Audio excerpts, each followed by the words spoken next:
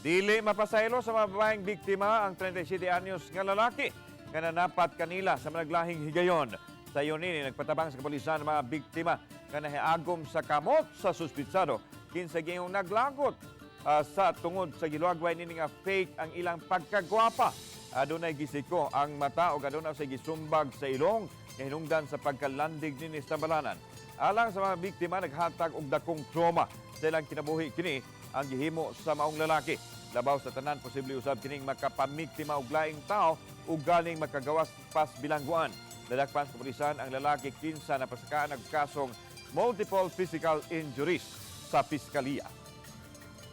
Gusto ko mag-color ko naka-feel na lang ko og impact sa akong namba niya. Kanang na-feel na ko nga knife ni flow dugo sa akong kuhan, sa akong babaw, sa akong ilong niya.